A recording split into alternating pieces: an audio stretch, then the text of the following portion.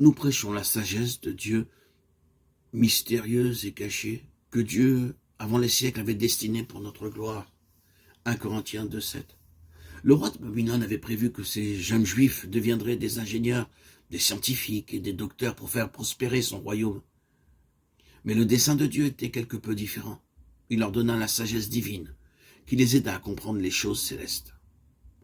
Les hommes sages de ce monde ne comprendront jamais le grand honneur de servir Dieu. Les serviteurs de Dieu sont ses partenaires et ses collaborateurs de manière très précieuse, car le Seigneur, l'Éternel, ne fait rien sans avoir révélé son secret à ses serviteurs les prophètes. Amos 3,7. Beaucoup de gens ne réalisent pas la valeur de la sagesse céleste. Par contre, ils attribuent une grande valeur à la sagesse terrestre. Seul Dieu peut nous donner la sagesse.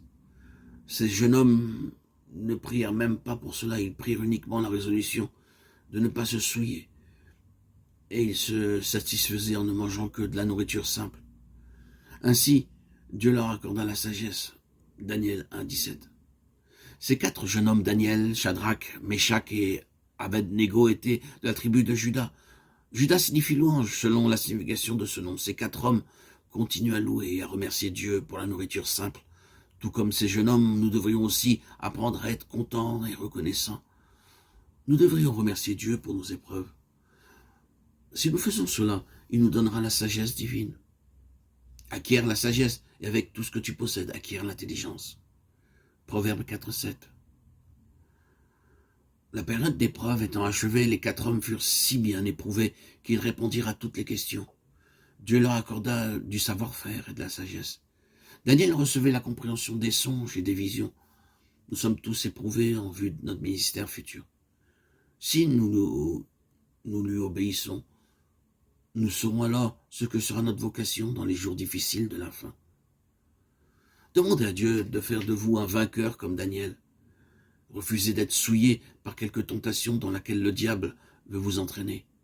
Et quelle que soit la situation dans laquelle Dieu vous place, croyez qu'elle est permise par Dieu pour vous préparer en vue du ministère futur. Cela vous aidera à veiller et à être prêt pour l'avenir. Cette œuvre de préparation comporte plusieurs stades en vue de nous préparer pour les responsabilités futures. Dans le chapitre 2 de Daniel, nous voyons comment Dieu prouve aux magiciens, aux astrologues et aux sorciers babyloniens la supériorité de la sagesse divine sur la sagesse terrestre. Tous les gens du monde sont testés par Dieu de cette manière. Lorsqu'ils font face à la mort ou à d'autres situations terribles, ils sont remplis de crainte et tourmentés jour et nuit. Ce n'est qu'en bénéficiant du véritable salut que vous êtes affranchis de la crainte. Il n'y a pas d'autre façon.